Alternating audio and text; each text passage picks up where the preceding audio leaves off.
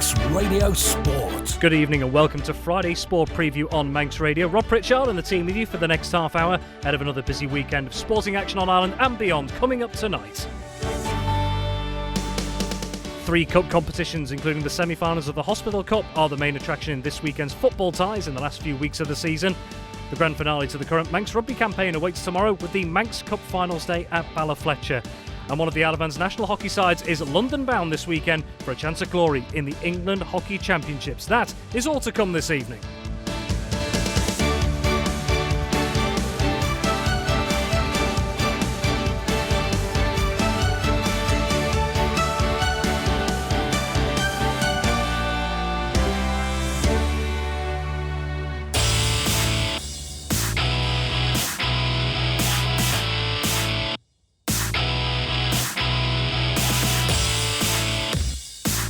Very good evening and welcome to Friday Sport Preview here on Manx Radio. We're here with you for the next half an hour to take a look at the football, rugby and hockey action taking place on the Isle of Man and, of course, further afield. And we're going to change things up a little bit this evening because we're going to talk hockey first. Although the domestic campaign came to an end last weekend with the Cup finals, it is not over for one of the Isle of Man's national sides because they have a glorious opportunity to put the Isle of Man into the headlines when they challenge for England Hockey Championship glory this weekend. The Isle of Man Ladies B squad are heading to Lee Valley in London on Bank Holiday Monday to take on Sunbury and Walton Hawks in the final of the Women's England Hockey Tier 3 plate competition. We are joined this evening by our hockey correspondent Ben Cunningham. We'll be hearing from him in the next few moments, but we're going to talk with someone who's right at the helm of what's been going on with the Isle of Man Ladies B squad and their journey this year. It is team manager Jamie Brown. Jamie, very good evening. It's been a while since we last had you on here. That's it. Hi, Rob.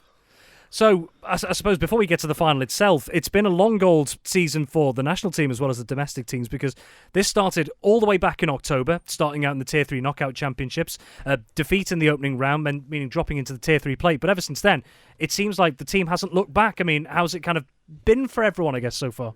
Yeah, well, for the Island B team, it's been a sort of like it's the squad's sort of mixed with juniors and seniors experience and the legs basically, and that team really gelled from even losing in the first game. They took that, learned lessons, and really jumped into the next game and wanted it. I think we've seen that in the last couple of years, not just the ladies set up in the national teams, but also the men's side of things, moving from one team to two.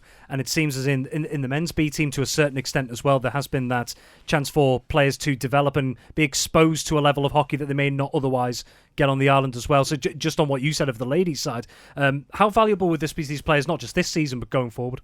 Well, that's it. And I don't want to call it a gap team, but they're sort of filling in this spot between the under-18s and the senior men's, that when they leave the under-18s team, there was a few players getting lost, and they've really, a few certain players, especially the ladies in the men's B team this year, have really stepped up, and they wouldn't have this exposure to English hockey that they've got the chance to play in. And this final for the girls at the weekend is going to be a great experience. I mean, we've done it with the Ireland team before, the men's first team, and it's just the experience to play at the Olympic Park where like international hockey's played in London is just a cracking experience, and they're going to love it. Absolutely, Lee Valley as well. It's hallowed ground, I guess, for hockey ever since the 2012 Olympics in London, of course. But not just for what other teams can do for yourselves in terms of providing players experience and, as we say, exposing players to a certain type of hockey they wouldn't have seen before. But what do you think this journey says, I suppose, about Isle of Man hockey showcasing itself against these other teams and the quality that these other teams are seeing and going, actually, these teams go really far into competitions. They've got a lot to offer. Well, that's it, and we've always said like the small island punches well above its weight in most sports categories, but hockey is the same, and for such a small nation, we do really well. And the island men's, for example, we're away at counties next weekend. I'm sure we'll probably be back up here, but they compete against really large counties and massive populations, where in the millions rather than us in the thousands, where we really do punch above our weight. Absolutely. We'll turn into the game itself this weekend. So Bank Holiday Monday, 12:30 pushback at Lee Valley against Sunbury and Walton Hawks as well. Very generally, how's everyone feeling about it? Yeah. It's been. I mean, we had I'm going to call it a tough training session on Tuesday night down at KWC because I think there was a lot of nerves and people were excited. We're trying to get a few set pieces and everything sorted before we go away. And it's been hard as a coach because we've had 20 odd players in the squad itself, and we've got to drop it down to 16. So we've got 16 in numbers, and we've got probably another 16 supporters coming down. So we're hopefully to have good numbers down there supporting us. Like I say, is it a nice problem to have though, like you say, with 20 odd in the squad and having to whittle it down? Of course, some are going to have to be disappointed, but is that a nice problem to have, knowing you've got that quality outside of, let's say, bare bones, shall we say? Yeah, absolutely. So obviously it gives your coaches and your managers a bit of a headache, but to have the quality and the choice and to pick the players we want is a great experience. Yeah. And just finally as well, I'm certainly not going to ask you to make any predictions or anything like that, but if you were to get things over the line this weekend, just what would it say about the efforts of yourself, the team, and Manx hockey in general if it was to be a successful trip? Yeah, I mean, there's a lot of work goes in. Luckily, I've got a good supporting team around me. My girlfriend Kim, she organises all the girls, make sure they turn up on time where they need to be, and we've got Sarah who does all the logistics, getting teams over here, going away, and even from the help and support from the MHA and the Hockey Umpires Association this year has been fantastic. They've supplied umpires to go away and travel with us at their cost, so it's been a really great experience for them. And I don't want to put any scores on it, but the girls can go the whole way comfortably, I reckon. Actually, just to add on as well, because we did see the Manx Hockey Association put something out there as well that to hopefully aid your efforts this weekend with all the costs that are involved. The MHA has been seeking sponsorship as well to try and help you in your journey to London this weekend. Yeah, so we've got a couple of sponsors on board. We've got the Pritchard and Hansard have helped out some personal financing, so it's been great to see. Well, excellent. Jamie, thanks very much, and we wish you all the very best this weekend. So that is Jamie Brown, the coach of the Alabama Ladies B national hockey squad, ahead of their trip to take on Sunbury and Walton Hawks first 11 at Lee Valley Hockey Ground in London. Bank holiday Monday the 5th of May, a 12:30pm pushback in the final of the England Hockey Women's Tier 3 plate competition. We wish them the best of luck. Well, very quickly, we'll bring in our hockey correspondent Ben Cunningham. And Ben, we've talked about this team and all the national teams throughout the season in their respective competitions, and we saw it previously at likes of junior level, for example, in the last couple of years, reaching finals and having some success as well. To see one of the senior squads in there as well, that's a great thing to showcase the Isle of Man's hockeying ability, isn't it? Yeah, it really is. And like Jamie said, we really do just wish them all the best this weekend. It's great to see the senior team in the final.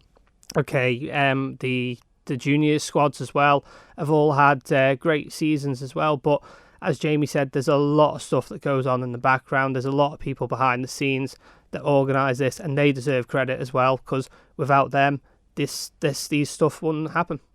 And from a player perspective, we'll get to the other matters just in a second, but from the player perspective, there seems to be continuously a steady stream for those who don't know the system of the yes, you've got the senior teams at the top, but the age groups filter down quite steadily in some ways as well, and we see it every so often that in these senior teams, players under the age of 18 or in some cases even under the age of 16 are breaking into these senior squads as well. So the system, do you think it complements itself quite well? I do. I really do think it does complement itself. And the likes of, for the juniors, we've got the Talent Academy that also happens as well. And that gives them an insight because they're getting coaching from England hockey coaches, which brings them forward and then builds them up into this situation. And then again, like we say, after they've played in that last junior squad section, which I think it's under 18, is it? Or is it? Yeah, under 18. Then they go into the senior squads. And this season, it's been great just to see both men's and ladies both having two teams in as well. So it's been great to see that they've had the opportunity to come through because, as Jamie said, there's 20 players that were available this weekend for that ladies' second team. And it's great to see just lots of support from all the clubs. Excellent, Ben. Thank you very much. And thank you once again to Jamie Brown, the coach of the Isle of Man Ladies B National Hockey Squad. We wish them all the best for the bank holiday weekend. Manx Radio Sport.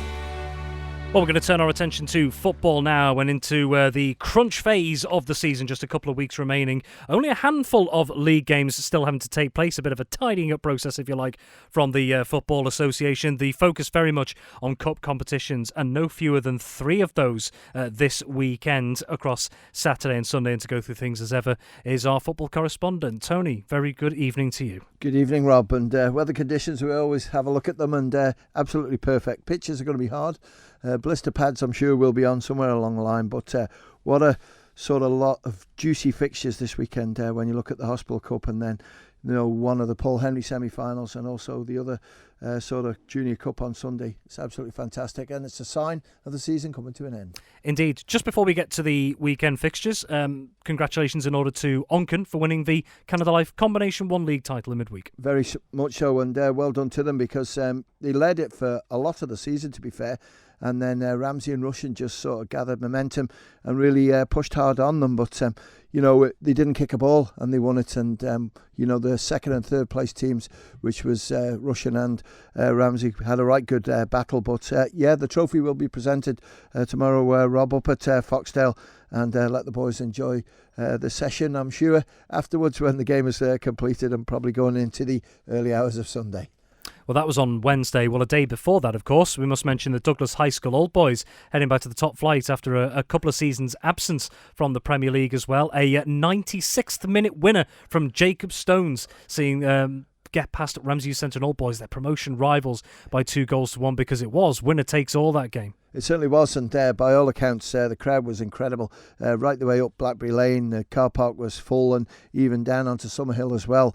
And what an entertaining game they had to watch. But as you rightly say, Jacob Stones it was, who's been in impressive form this season, got the all-important winner. But let's not forget Martin King's goal just before that, because that's his first goal of the season. Speaking to Martin this week, he said that it would have been probably the first season in his football career playing senior football he hadn't scored, so that was a good result for him. But well done to them. They've worked hard. They've got some really good young players coming in, and people like Robbie Ward and Drew Ward coming in at the end of the season have just proved that they've got good players in there, and they'll be looking to take the game away from Laxey tomorrow. Indeed. Let's turn our attention then to this weekend. The semi-finals of 3 competitions taking place. Well, one of the semi-finals in one of the competitions. We'll come to that in a moment. Let's turn our attention to Saturday then, and the Manx Quality Sheds Hospital Cup semi-finals. Both games kicking off at 2 p.m. Up north at the Ballaclone Stadium, Ramsey will be taking on Peel, who beat Ayr United in midweek in their rearranged quarter-final. Yeah, it was, and you look at Ayr, what went wrong. When you look at, they were down to 9 players at one stage, but I think the damage had been done already by sort of Peel, and Thomas Brown again proving his worth with a goal from the penalty spot, and Paul Whitehead got one as well. But Ayr United will be disappointed, but they can't win everything, and sort of Peel with the league would love to have a cup trophy in that cabinet as well. And against Ramsey, this will be a great battle, because it's a beautiful stadium, great place to have a game of football. And when you look at Ramsey 7 days ago, they were going for all sorts of trophies. Well, they've lost out on 2 of them, but certainly this one, they start off as a real good, hopeful team to get the result away from Peel. I think it's going to be a real challenge. It'll go to extra time. I think it'll go that way. Whether it goes to penalties, don't like that one, but I think it'll go all the way. And may the best team win, but maybe Peel, just on the edge of it at the moment, might just take it away from Ramsey. And in the other semi-final, we mentioned Douglas High School Old Boys before, and the fact that on Tuesday night they secured passage back to the Canada Life Men's Premier League for next season. Well, they are the only remaining Division 2 side left in the competition, and they've got a trip to Glen Road to manage up against Laxey as well. So maybe, regardless of result, in some ways, this could be a bit of a test for them to see something of what they could be up against next season. But Douglas High School Old Boys, they'll be fancying their chances. They will fancy their chances, and I think Andrew Ward's not available this week, but Robbie Ward will be there. Jacob Stones will be there. We'll just wait and see how it goes. But, right the way through, I think Old Boys have battled really hard. They didn't have a great start to the season, but to get back up in the Premiership is important, because them young players that they attracted to the club, that's what they want, and they're good enough, I think, to sort of hold their own in the league a little bit. But it's going to be tough. They're going to be, I think, in the bottom half unless they get new players. But this is a great showcase for them to just see how they could do in this league, because, Laxey, last year they got to the final and it didn't quite happen for them. This year they want to go that step further, and I think Johnny Palmer's team there are looking quite strong. I saw the team that has been announced out to them, and when you look at people like Eric Hill, it's been a find for this season. Charlie Robinson will probably play, he can score goals. Then I just think Laxey will prove a real tough nut to crack for Old Boys, but the pitch will suit Old Boys, I think. A little bit tighter, they play the ball well, but I'm going to go for Laxey to win it. Very well. Then also at 2 o'clock on Saturday is one of the Paul Henry Gold Cup semi-finals, and Braddon at home, already Division 2 champions, of course, and winning the GH Call Woods Cup back on Easter weekend. They're going to be hosting Colby, Tony, who had not quite a like-for-like repeat, but battling towards the top again this season of Division 2, flirting with those promotion places, if you like. They haven't quite reached those heights, though, but potentially a chance for them to show their mettle again against a very strong Braddon team. I think it's been tough to win the Division 2 this year, because when you look at Ramsey Youth Centre, you look at Old Boys, you've had Colby, Braddon, there's been real battles on. I know it might sound a bit strange, but they're going to have the Division 2 trophy presented to them after this game as well, because unfortunately the game that was set up midweek against Castletown couldn't field a team, so the trophy wasn't presented. But I think Braddon will start off as favourites in this one. They've got a full strength side, and I just think with one or two really good players coming through, we know about Duncan Raid, but I think Thomas Healy was superb in the Woods Cup final. Really impressed with him. And then when you look at Liam Kane's involved in there, you've got Mark O'Neill. I think right the way through that team is pretty strong. But this will be a close battle, and Colby have got their goal scorers, and if they can get them amongst the goals, then it could be a real challenge for Braddon to get a possible another trophy. But let's see how it goes. League, okay, Braddon top, Colby fourth. I'm going to go for Braddon to win it. And the only other game on Saturday is one league fixture, bit of tidying up process in Canada Life Combination 1, 2:30pm kick-off at Billy Goat Park. Onchan, the newly crowned champions in midweek, playing their final game of the season against Foxdale, bottom of the table, so it's bottom versus top. Yeah, and I think you've got to go for Onchan in this one. I know Foxdale might have one or two players back in there, because I don't think Jason Chalmer and Lee Gale played in the last first team game, so that would make them fit to play in this one. But, you know, Onchan, congratulations to them. They're a great club, great youth setup, and right the way through the whole season they've battled hard at the top of this table. And I apologise, because around Christmas time I just thought that the way sort of Ramsey and Russian had stepped up a gear, I thought they were going to take it away from them. But Onchan have done it. Congratulations, and I think they'll do it tomorrow. And then into Sunday, the Ascot Hotel Junior Cup semi-finals, both 2 o'clock kickoffs again. We have St Mary's against Russian United. Going to go for Russian to win this one. Again, I don't know what St Mary's full-strength squad is like, but certainly Russian have done well in this competition. There's all sorts of teams, strong teams being thrown at them, and they've managed to win the games right the way through. This game, just to confirm, is being played at the Bowl, but slight later kick-off, 2:30 it'll be, due to the booking time, but I'm going to go for Russian to win.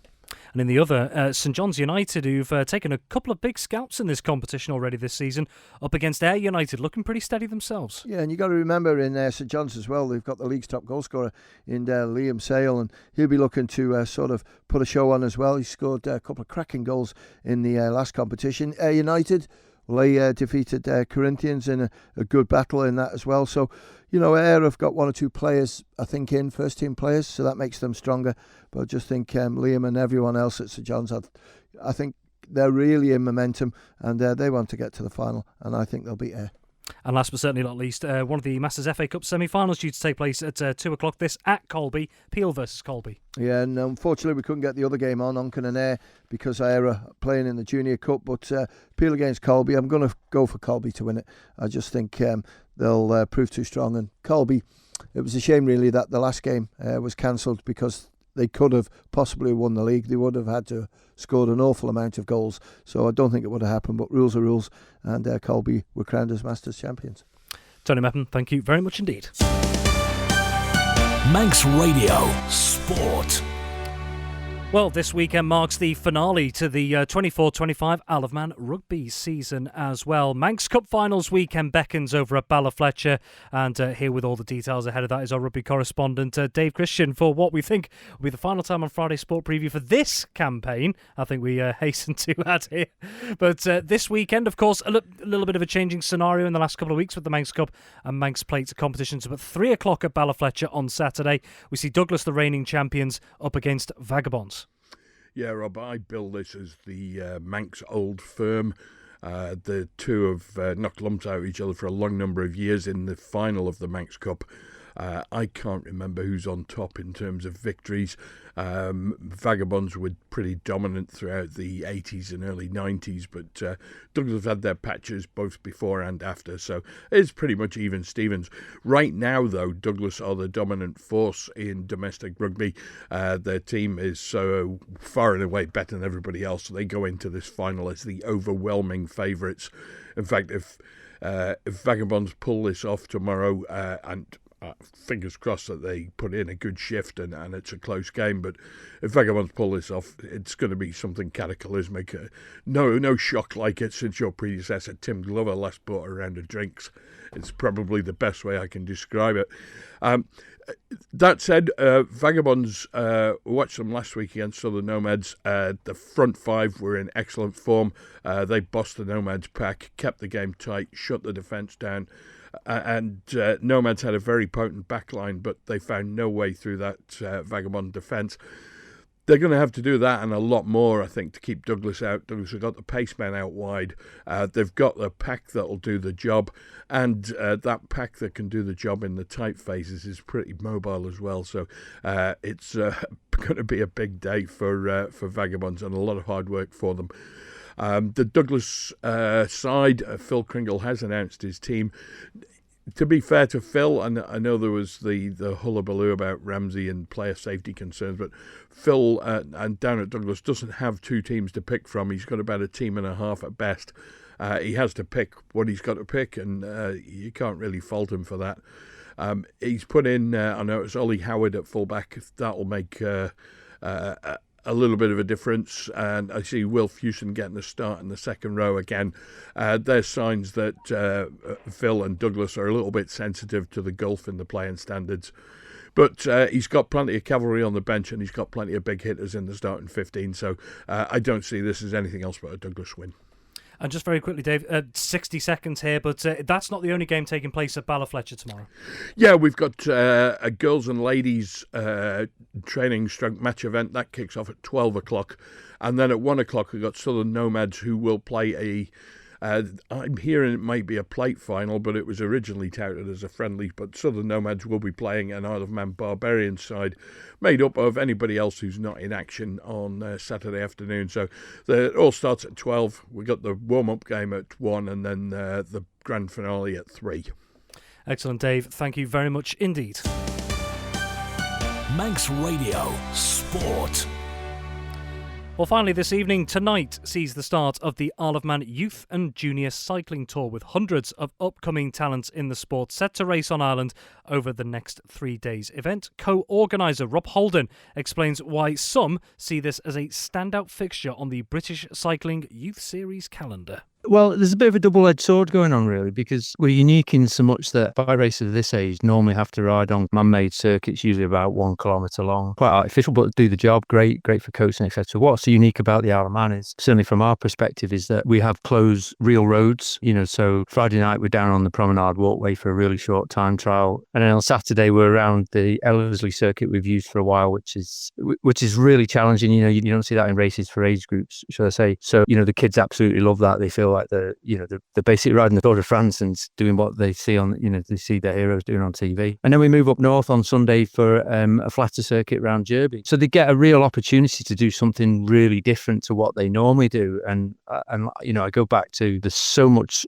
sport on TV and there's so much cycling on TV. So these kids are now growing up watching a lot of their heroes on TV a lot of the time, and can actually go and do what their heroes are doing. So I think we are unique in that way. We're different. The challenges of getting here financially, logistically. Once they're here, they absolutely love it. And the thing what always astonishes me with kids, they're pretty resilient, they're tough, they go out racing. I know we've got good weather forecast for this weekend, but we've had atrocious weather and they just get on with it, and it's I always love watching some of these young kids, and I'm watching some of them on TV now that have been to the Isle of Man before. So many of them are coming through, and you see them. I won't say they've started here, but we've seen them here and they've raced here. And we usually get a mention somewhere online, with good memories of being here. So tough to get here, but once they're here, they absolutely love it because it is so different. That's the Isle of Man Youth and Junior Cycling Tour co-organiser Rob Holden there, with the event now underway with the opening time trial on Douglas Promenade at the moment. So just to give you a reminder of some of those road closures that are in place over the next 3 days for the Isle of Man Youth and Junior Cycling Tour. So today, road closures currently in place on Douglas Promenade Walkway between the War Memorial and also the Bottleneck car park. They're in place until approximately 10 p.m, possibly sooner, depending on how the event progresses. Well, tomorrow there is a series of road races taking place on what is known as the Ellerslie course. Road closures expected to be in place between 9:30 a.m. and 3:30 p.m. The A26 Glenvine to Ballasalla Road, the C11 Ellerslie Farm Road, B35 Garth Road and the A24 Foxdale to Quegg Hill Road are among those to be affected. And then on the Sunday, closures between 10 a.m. and approximately 4:30 p.m. for what's known as the Derby course up in the north of the island. The B4 Summerhill Road, B3 Bretney Road, the B3 Derby East Road and the A17 Andreas Road and A13 St Jude's Road are all expected to be affected. And you can find full details on those over on the Isle of Man Sports Hub at www.manxradio.com if you need any details on those road closures as well. And if we're talking cycling as well, of course, we had the news today that the Isle of Man squad for the 2025 Ireland Games, the Isle of Man cycling squad, has been announced this afternoon. So if you've missed those, we can bring those names to you. Well, 5 of those were included in the previous games in 2023. Mark Hosthouse and Niall Quiggin, they were part of the last road racing events. And also Owen Collins, Ross Thorley and Eric Kelly, they were part of the mountain bike disciplines. The men's mountain bike team took 2 team bronzes. New additions this year, Tyler Hannay, along with Ivan Sorby, Callum Salisbury and Cian Howard. Thank you so much for joining us this evening. Have yourself a wonderful Friday evening, whatever you're doing, and have a wonderful weekend as well. This programme, if you'd like to catch up this evening, will be available as a podcast shortly after, and more information at manxradio.com. But for me and the team, for now, it is have a very good evening. Manx Radio Sport.